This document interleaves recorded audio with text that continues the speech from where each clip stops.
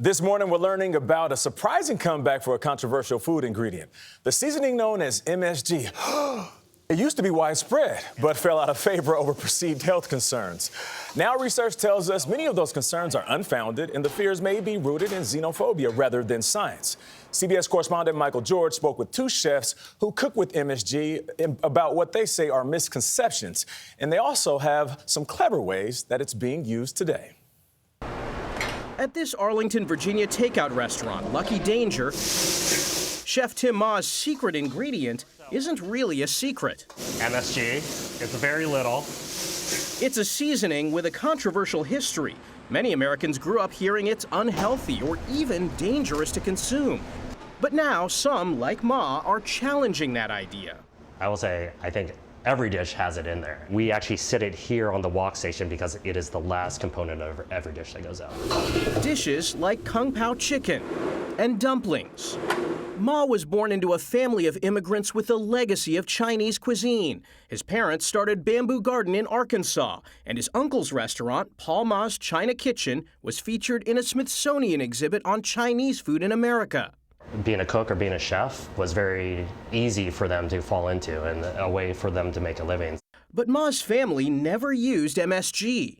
No MSG was a badge of honor in a Chinese restaurant. There was a lot of stigma or like anti-Asian sentiment around that, and the MSG just like fell into that. Chef and author J. Kenji Lopez-Alt says the safety of MSG, or monosodium glutamate, first came into question in 1968 when a doctor wrote a letter to the New England Journal of Medicine titled Chinese Restaurant Syndrome.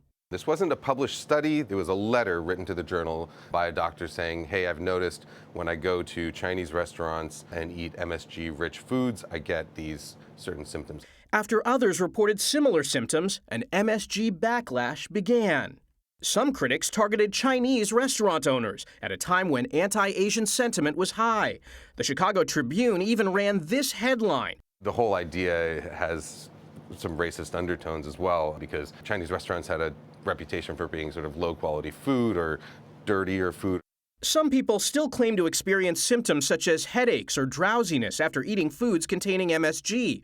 But recent scientific research shows that when consumed in moderation, MSG is harmless. In culinary practice, MSG is a flavor booster.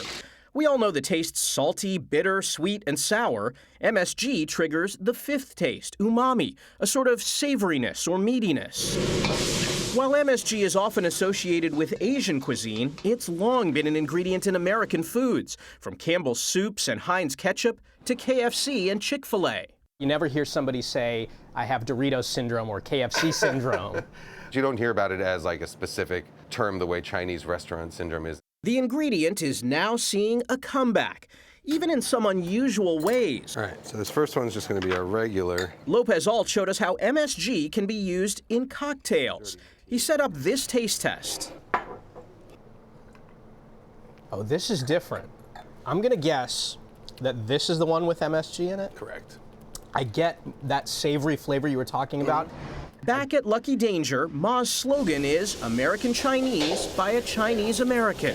This is really taking the dishes that have been Americanized, like Kung Pao chicken, General Tso's, and just updating it. Some people would say it might just be easier for you to avoid the whole thing and not use MSG. But then the food won't be as good. It's a very necessary ingredient for us. So look, MSG may not be for everyone, and that's okay, but now some of the stigmas about MSG are vanishing, and people are starting to realize, hey, this is pretty good, and it works in scrambled eggs, even apple pie. What? Apple pie, you think savory, not sweet. It tends to be better in savory food. But some folks are sensitive to it. Absolutely, and I think the big takeaway here is if you are sensitive to it, sure, steer clear. It's good to think of it like dairy. Some people are lactose intolerant, and they should avoid dairy, but that doesn't mean that dairy is dangerous or unsafe. It's the same with MSG. Yeah. Isn't it just particular to the person eating, right? Just like you said, gluten or other ingredients that you might be sensitive to? Absolutely. There are sensitivities out there, and just kind of trust your own system and just say, hey, this doesn't really sit well with me, I'll avoid it.